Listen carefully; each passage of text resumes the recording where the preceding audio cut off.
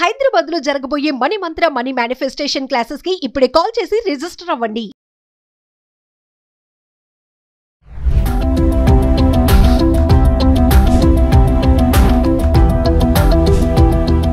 నమస్తే, welcome back to Suman TV. Present మనతో పాటు ఉన్నారు అనలిస్ట్ మందర్ కృష్ణారెడ్డి గారు. నమస్తే సార్. నమస్తే అమ్మా. సార్, పెన్షనర్స్ ఇప్పుడు పెన్షనర్స్ కనుక వాళ్ళ అకౌంట్లో మనీని తీయకుండా అలానే ఉంచితే ఏమైనా నష్టం ఉంటుందా సార్? అంటే ఆర్బీఐ తెచ్చినటువంటి రూల్స్ ఏంటి అసలు? గతంలో పెన్షన్కి ఇప్పుడు పెన్షన్ మధ్య తేడా ఏమిటంటే, ప్రభుత్వం ఇచ్చే పెన్షన్ ఏదైతే ఉందో, అంటే ఒక ఉద్యోగి తన మరణానంతరం తన పెన్షన్ మొత్తం టోటల్ డబ్బులు తీసుకునే అవకాశాలు కుటుంబానికి ఉంటుంది. తను జీవించున్నప్పుడే పెన్షన్ ఏదైతే వస్తుందో అతను మంత్లీ వచ్చే పెన్షన్ అతను తీసుకుంటాడు. ఈ పెన్షన్ డబ్బులు తీసుకోవడంలో పరిస్థితులు ఏర్పడుతున్నాయి ఏంటంటే, కొంతమంది దాన్ని తీయడం లేదు. అంటే చనిపోవడం వల్ల కానీ, లేకపోతే వాళ్ళు జీవించి ఉన్నామని సర్టిఫికెట్ ఇన్ టైం లోపల వాళ్ళు ప్రొడ్యూస్ చేయలేకపోవడం వల్ల కానీ, లేకపోతే వాళ్ళు ఆరోగ్య పరిస్థితి బాగలేక వాళ్ళు దాని బ్యాంకులో ఉండే ఖాతాను వాడుకోలేని పరిస్థితి ఏర్పడటం కానీ, ఆయన మరణించిన తర్వాత ఏ రకంగా డబ్బులు తీసుకోవాలో తెలియక నెక్స్ట్ ఉండేటువంటి వ్యక్తులు, వాళ్ళ లీగల్ ఎయిడ్స్ ఎవరైతే ఉన్నారో వాళ్ళు, వారసులైన వాళ్ళు దాన్ని సక్రమంగా ఉపయోగించుకోకపోవడం వల్ల, రకరకాల కారణాల వల్ల దేశం లోపల ఈ పెన్షన్ డబ్బులు చాలా బ్యాంకుల లోపల కోట్లాది రూపాయలు జమయ్యే పరిస్థితి ఏర్పడింది. దీనికి ఆర్బీఐ చెప్పేటువంటి మాట ఏమిటంటే, ఒక ఖాతాని కొంతకాలం పాటు ఎవరు కూడా ఉపయోగించకపోయినట్టయితే, కంటిన్యూస్గా ఒక 6 months నుంచి 1 year దాన్ని 1 year లోపల ఎవరు ఉపయోగించకపోతే ఆటోమేటిక్గా ఖాతా ఏమవుతుందంటే స్తంభింపజేయబడదు. స్తంభన అంటే పూర్తిగా రద్దు చేయబడదు, స్తంభింపజేయబడి ఈ డీటెయిల్స్ అన్ని కూడా ఆర్బీఐకి వెళ్ళిపోతాయి, రిజర్వ్ బ్యాంక్ ఆఫ్ ఇండియాకి వెళ్ళిపోతాయి. మళ్ళీ వాళ్ళు దీన్ని రియాక్టివేట్ చేసుకుంటే తప్ప వాళ్ళు ఖాతాని ఆపరేట్ చేయడానికి అవకాశం ఉంది. కాబట్టి ఎవరైనా సరే దాన్ని మినిమం 1 year లోపల ఆ ఖాతాలోంచి ఎంతో కొంత తీయడం అనేది చేయకపోతే, అంటే ఖాతా రన్నింగ్లో ఉండాలి. మొత్తం డబ్బు ఒకేసారి తీసుకోవాల్సిన అవసరం లేదు, కానీ అకౌంట్ నడుస్తోంది, అకౌంట్లో ఆపరేషన్ నడుస్తుంది అనేటువంటి పరిస్థితి ఉండాలి. ఒకసారి 2 సార్లు సంవత్సరం లోపల దాన్ని ఆపరేట్ చేసినట్టయితే అది కంటిన్యూ కింద లెక్క అవుతుంది. అప్పుడు దాన్ని స్తంభింపజేసే పరిస్థితి ఉండదు. కేవైసీ అనేది సబ్మిట్ చేయడం అనేది అదొక పద్ధతి, అదొక ప్రాసెస్ ఉంది. అలాగే కేవైసీ మామూలు అకౌంట్ కేవైసీ సబ్మిట్ చేసినట్టుగా పెన్షన్కి ఏముంటుందంటే, సంవత్సరానికి ఒకసారి వాళ్ళు బ్రతుకున్నట్టుగా ఒక సర్టిఫికేట్ వాళ్ళు ప్రొడ్యూస్ చేస్తారు. దాన్ని ఇప్పుడు ఆన్లైన్లో చేసుకునే అవకాశాలు కూడా కల్పిస్తున్నారు. ఇంటి దగ్గర నుంచి కూడా ఆన్లైన్లో చేసుకునే అవకాశాలు కూడా ఉన్నాయి. అయితే దాన్ని కొంతమంది మాత్రం చేయగలుగుతున్నారు, మిగతా వాళ్ళు చేయలేని పరిస్థితిలో ఉన్నారు.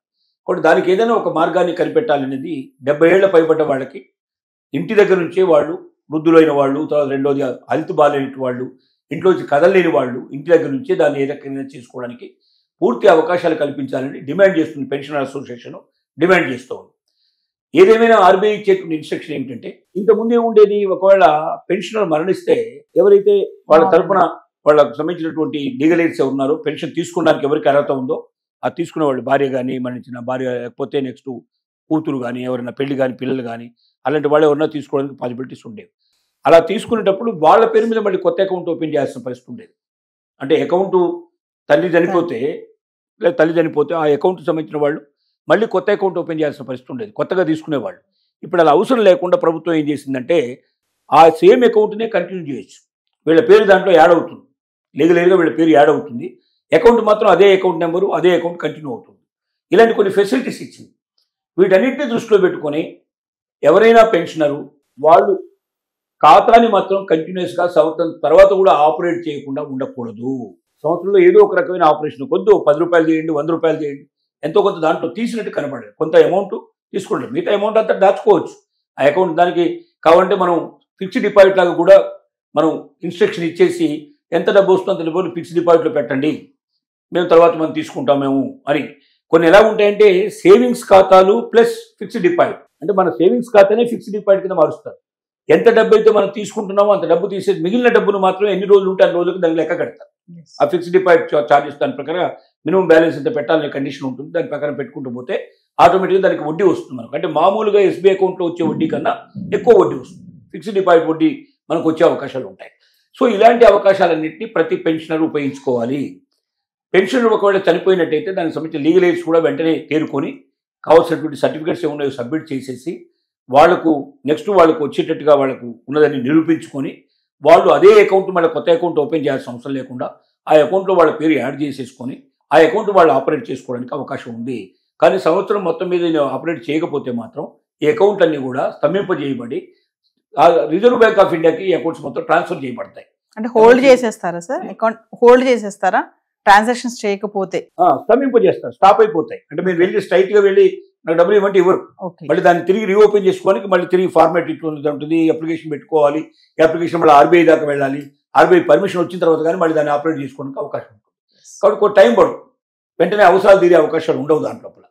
ఆ టైము ఆ ప్రాసెస్ పడుతుంది. కాబట్టి అలా కాకుండా మీ అవసరాలు ఎప్పటికప్పుడు తీరాలి, పర్ఫెక్ట్గా ఉండాలి అనుకుంటే తక్షణమే మీరు ఎవరెవరైతే పెన్షనర్స్ అకౌంట్స్ ఉన్నాయో వాళ్ళు బ్రతికున్నట్టయితే వాళ్ళు 1 year లోపల ఖచ్చితంగా దాన్ని ఒకసారి ఆపరేట్ చేసే ప్రయత్నం జరగాలి. ఒకవేళ సర్టిఫికేట్ వాళ్ళు ప్రొవైడ్ చేసి ఉండకపోతే మళ్ళీ ప్రొవైడ్ చేసుకొని దాన్ని వెంటనే క్లియర్ చేసుకొని ముందుకెళ్ళాలి. ఒకవేళ వాళ్ళు చనిపోయి ఉంటే కొత్త అకౌంట్ ఓపెన్ చేయాల్సిన అవసరం లేదు. కాబట్టి ప్రభుత్వం ఇప్పుడు అవకాశాన్ని కల్పించింది. కాబట్టి వాళ్ళ లీగల్ ఎయిడ్స్ వెంటనే దానికి కొంచెం ముందుకు వెళ్ళిపోయి వాళ్ళైనా అకౌంట్ ఆపరేట్ చేయడం ప్రారంభించినట్టయితే స్తంభింపజేయకుండా ముందుకెళ్ళడానికి అవకాశం ఉంది. ఒకసారి స్తంభించి మళ్ళీ తిరిగి అకౌంట్ ఓపెన్ కావాలి, రన్లోకి రావాలంటే టైం చాలా పడుతుంది. అంతకాలం అనవసరంగా సమయం వేస్ట్ అయిపోతుంది. తర్వాత దానికి శ్రమించినటువంటి అవసరాలు తీరని పరిస్థితి ఏర్పడుతుంది. ఇలాంటి ఆందోళన కలిగించే అవకాశాలు ఉంటాయి. కాబట్టి వీటన్నిటి నుంచి బయటపడాలంటే ఇన్ టైం లోపల ప్రతి ఒక్కరు కూడా దానికి ముందుకు వచ్చి ఈ పని చేసుకుంటే పెన్షన్ సక్రమంగా వాడుకోవడానికి బ్రతుకున్న పెన్షనర్స్ కానీ చనిపోయిన తర్వాత లీగల్ ఎయిడ్స్ కానీ ఇబ్బంది లేకుండా ఉంటుందనేది ఆర్బీఐ హెచ్చరిస్తున్నటువంటి విషయం. Thank you.